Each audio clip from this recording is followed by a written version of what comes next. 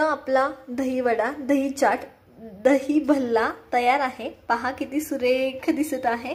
Colour पहा, texture पहा, एकदम व्यवस्थित झाला आहे।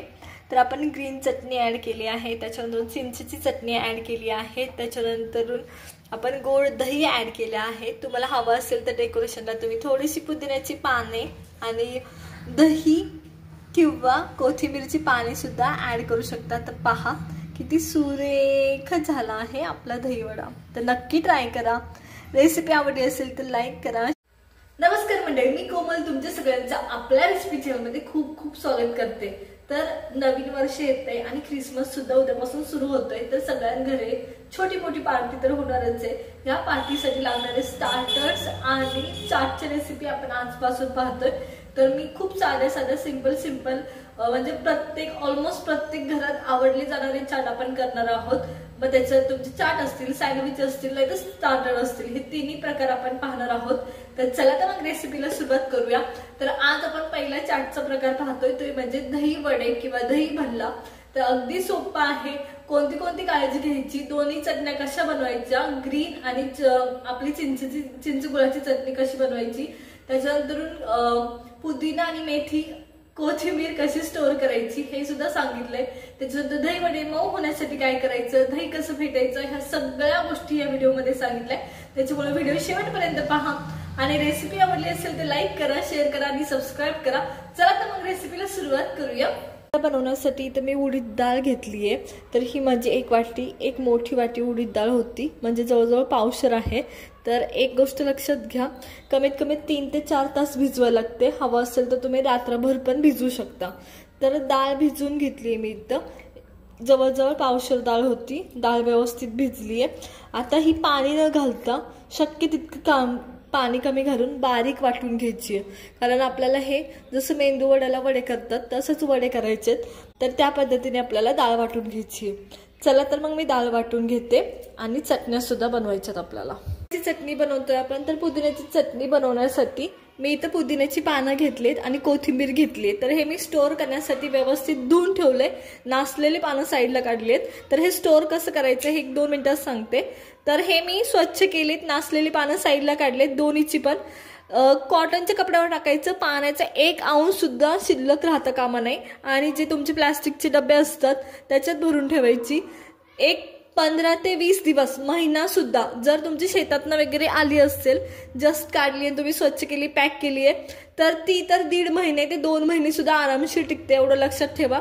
जेव्हा तुम्ही शहरात राहता तेव्हा मात्र पाणी सारखं मारलेलं असतं, त्याच्यामुळे 15 ते 20 दिवस आरामशीर टिकते। तर ही लक्षात घ्या। आता एक वाटी दही वड्यासाठी आपण हे किती चटणी बनवणार आहोत, तर 1 वाटी दही वड्यासाठी आपण चटणी बनवताना 1.5 वाटी तुम्ही कोथिंबीर घ्यायची आणि 12 ते 15 पुदिन्याची पानं घेतात। हेच एवढी सगळी, म्हणजे इथं माझ्याकडे 1 गड्डा पुदिन्याची पाने आणि 1 गड्डी कोथिंबीर आहे। तर दोन्हीची करताना 1 गड्डी जेव्हा तुमची कोथिंबीर असेल तर अर्धी किंवा समजा कमीत कमी 50 पानं ही तुमची पुदिन्याची पानं असली पाहिजे, एवढं लक्षात ठेवा।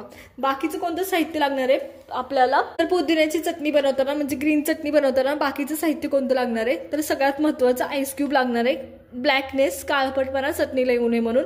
त्याच्यानंतर अद्रक लागणार आहे 1 इंच, लसणाचे पाकळ्या लागणार आहेत 5। त्याच्यानंतर इथं मी 1 ग्रीन चिली घेतली, कारण खूप तिखट आहे माझी त्याच्यामुळं। ह्याच्या व्यतिरिक्त मीठ आणि 1 चमचा दही लागणार आहे आपल्याला। तर ह्या सगळ्या गोष्टी बारीक वाटून घ्यायच्या। चवीला थोडीशी साखर टाकायची, आंबट वाटत असेल तर, नाहीतर तुम्हाला स्किप केली तरी चालते साखर, एवढं लक्षात घ्या। पण हवी असेल तर नक्की टाका। त्याच्या व्यतिरिक्त दहीऐवजी तुम्ही लिंबाचा रस ॲड करू शकता, दही स्किप करून। चला तर मग सुरुवात करूया पुदिन्याची चटणी बनवायला। चटणी बनवण्यासाठी मी सर्वात पहिले टाकतीये लसूण, त्याच्यानंतर 1 इंच अद्रक टाकतोय मी, कापून टाकले। त्याच्यानंतर आपण ॲड करतोय 1 हिरवी मिरची, त्याच्यानंतर 15 ते 12 पुदिन्याची पानं, त्याच्यानंतर खूप सारी कोथिंबीर। तर ह्याच्यात व्यवस्थित टाकून घ्यायची। त्याच्यानंतर आईस क्यूब, त्याच्यानंतर आपण 1 चमचा दही ॲड करतोय, 1 ते 2 चमचे। तर 1 ते 2 चमचे दही, ह्याच्या व्यतिरिक्त तुम्ही लिंबाचा 1 चमचा रस सुद्धा टाकू शकता। तर मी इथे 1 चमचा दही टाकले। त्याच्यानंतर मी सांगायचं विसरले होते, डाळवं हे ऑप्शनल आहे, हे स्किप केले तरी चालतं, पण ह्याने एक थिकनेस येतो, पुदिना एकीकड, कोथिंबीर एकीकड असं होत नाही, एकजीव होण्यासाठी मदत होते. त्याच्यामुळे हवी असेल तर टाका, स्किप केली तरी चालते.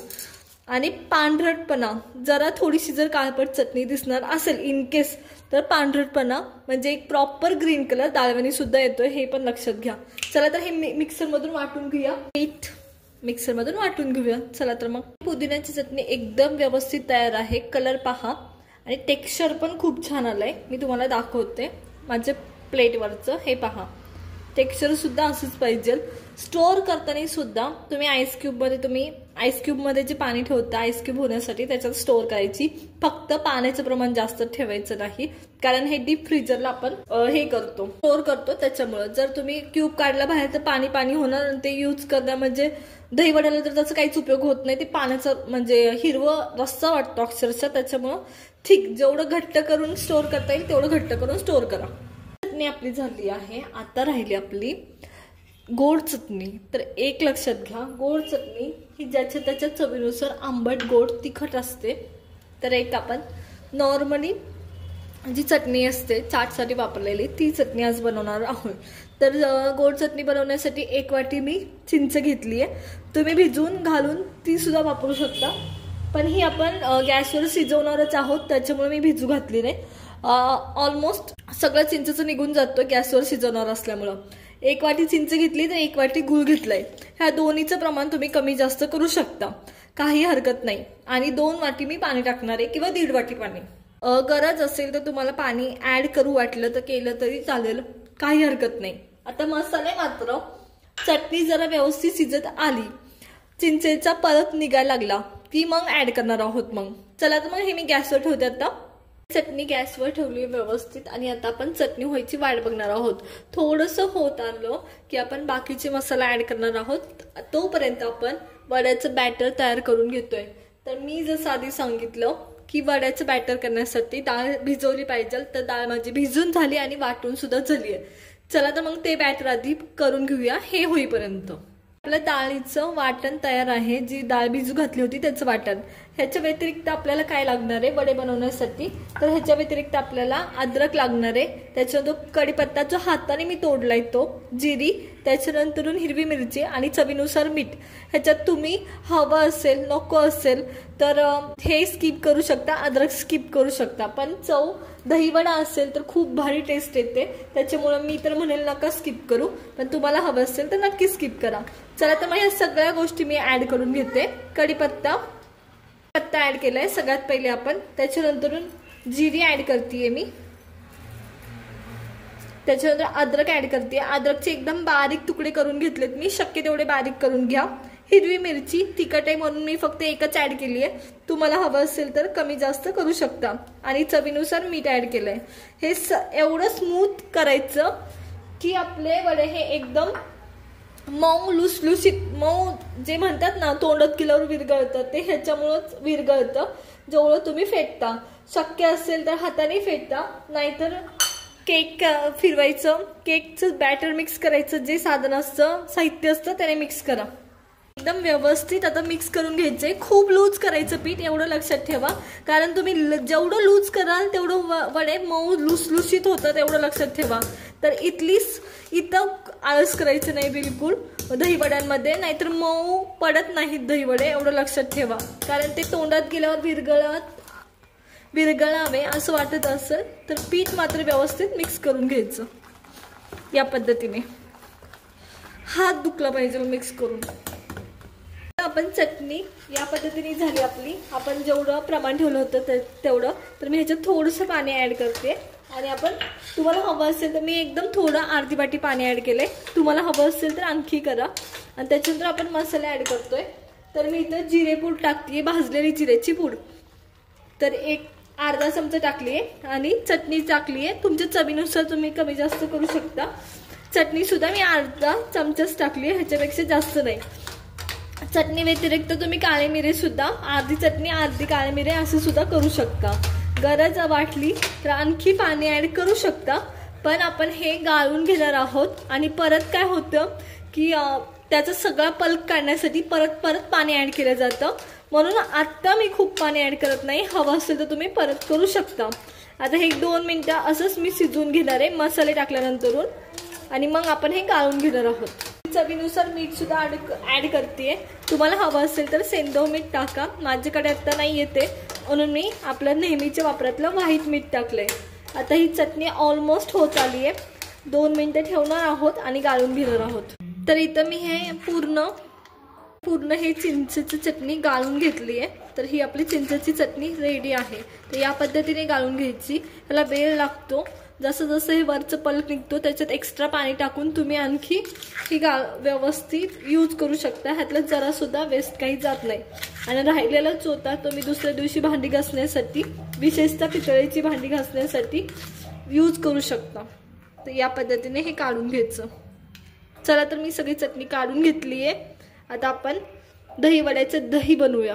दही बनवण्यासाठी इथं मी दही घेतलंय 1 वाटी, म्हणजे पावशर दही वडे बनवण्यासाठी, पावशर डाळीचे दही वडे बनवण्यासाठी तुम्हाला अर्धा लिटर दही लागतं। तर दही वड्यामध्ये दही जास्त वापरलं जातं आणि ते जास्त लागतं, कारण वडे शोषून घेतात दही त्याच्यामुळं। तर त्याच्यात आपण दही घेतलंय, त्याच्यात साखर टाकणार आहोत। दही घेताना लक्षात ठेवा आंबट घेऊ नका, गोड घ्या। मीठ एक ऍड करते। आता हे दही तुम्हाला व्यवस्थित घोटून घ्यायचे, एक लक्षात घ्या। आता घोटण्यासाठी एक तर तुम्ही खाली चमच्याने व्यवस्थित घोटणं शक्य असेल तर तसं करा, नाहीतर मिक्सर मधून एक राऊंड मारून घ्यायचा। जे ज्युसिंग साठी भांडं वापरलं जातं ते भांडं घ्यायचं शक्यतो, मग व्यवस्थित घोटलं जातं दही। चला तर मग मी हे मिक्सर मध्ये फिरवून घेते आणि मग आपण वडे बनवायला सुरुवात करणार आहोत। वडे बनवण्यासाठी तर मी तेल घेतले आणि तेल व्यवस्थित गरम आहे, तर गॅस बारीक करायचा। तेल व्यवस्थित गरम झाल्यावर हे वड्याचे वडे हे गोल असतात, थोडंसं पाण्याचा हात घ्या म्हणजे सोडणं सोपं जातं। तर मी या पद्धतीने सोडते। तर एक लक्षात घ्या, उडदाचे वडे हे साबुदाण्याच्या वड्या सारखेच अंगावर येतात, त्याच्यामुळे थोडीशी काळजी घ्यायची, लांब सरकायचं। वडे सोडलेत, पहिल्यांदा मी कमी सोडलेत। उडदाचे वडे हे साबुदाणा वड्यासारखे अंगावर येतात, त्याच्यामुळे काळजी घ्यायची, लक्षात घ्या। मी 2 वेळा सांगितलं, कारण खूप डेंजर होतात, त्याच्यामुळे थोडीशी काळजी घ्यायची। आणि बारीक गॅसवर आपण हे तळत असतो, एअर कुठलं तर बाहेर पडायला बघते वड्यामधून आणि ते अंगावर येतात, त्याच्यामुळं थोडी काळजी घ्यायची। तर आता हे आपल्याला गोल्डन कलर मध्येच आपल्याला तळून घ्यायचे, एवढं लक्षात ठेवा। कंटिन्युअसली हलवायचं म्हणजे जरा रिस्क कमी होते। मी सगळे वडे असेच तळून घेणार आहे। तर हे वडे या पद्धतीने तळून झालेत। तर ह्याचा आत्ता गोल्डन कलर आहे, पाण्यात गेल्यावर ह्याचा कलर आणखी बदलतो, लक्षात घ्या जेव्हा तुम्ही दही वडा बनवता तेव्हा। तर हा कलर एकदम योग्य आहे। आता आपण हे साईडला काढून घेणार आहोत। घेताना पूर्ण तेल काढून टाकायचं आणि अजिबात तेलाचा अंश सुद्धा ठेवायचा नाही आणि साईडला काढून घ्यायचे। चला तर मी सगळे वडे असेच करून घेते। आवाज पहा, तर तुमच्या झाऱ्यामध्ये व्यवस्थित कुरकुरीत आवाज येत असेल, याचा अर्थ वडे व्यवस्थित तळले गेलेत आणि आतपर्यंत सुद्धा तळले गेलेत। चला तर मी सगळे वडे असेच करून घेते।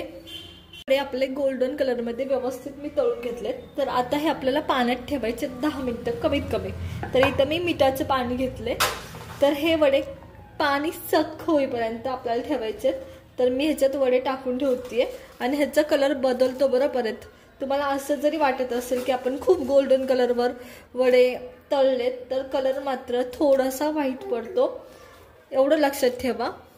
तर हे मी 10 मिनिटं ठेवणार आहे, जेणेकरून पाणी व्यवस्थित आत गेलं पाहिजे। आता 10 मिनिटं झालेत आणि आता हे वडे आपल्याला व्यवस्थित पाणी काढून साईडला काढून घ्यायचं। तर पाणी सगळं निघालं पाहिजे, दही आतमध्ये गेलं पाहिजे, लक्षात ठेवा। व्यवस्थित काढायचे, फुटले नाही पाहिजे, या पद्धतीने। चला सगळे वडे मी असेच काढून घेते। मऊ पडले पाहिजे वडे, ह्याच्यासाठी आपण हे पाणी व्यवस्थित काढून घेतो।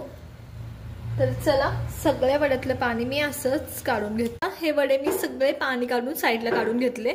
तर आता आपण दही वडा चाट सर्व करायला सुरुवात करणार आहोत। तर दही वडा करताना सगळ्यात महत्त्वाचं ते गोड दही ते व्यवस्थित टाकून घ्यायचं। जेवढं दही पूर्ण वड्यात शिरलं पाहिजे या दृष्टीने दही त्याच्यात ऍड केलं जातं, म्हणूनच दही वड्यांना दही खूप जास्त लागतं। चला तर मी सगळं दही ऍड करून घेते याच्यात या पद्धतीने। आणि दही व्यवस्थित फेटलं गेलं पाहिजे, मगच ते व्यवस्थित शिरतं। जर फेटलं नाही तर व्यवस्थित शिरत नाही ते आतमध्ये। आपल्याकडे जी चिंचेची चटणी आहे. दही ॲड करून झाल्यावर चिंचेची चटणी तुम्हाला हवी त्यानुसार तुम्ही ॲडजस्ट करायची, एवढं लक्षात ठेवा. तुम्हाला हवी तेवढी तुम्ही टाकू शकता. चिंचेची चटणी ॲड करून झाली आहे. आता आपण आपली जी ग्रीन चटणी आपल्याकडे आहे ती व्यवस्थित ॲड करून घेतोय. तर या पद्धतीने ह्या चटण्या तुम्हाला तुमच्या गरजेनुसार कमी जास्त करता येतात.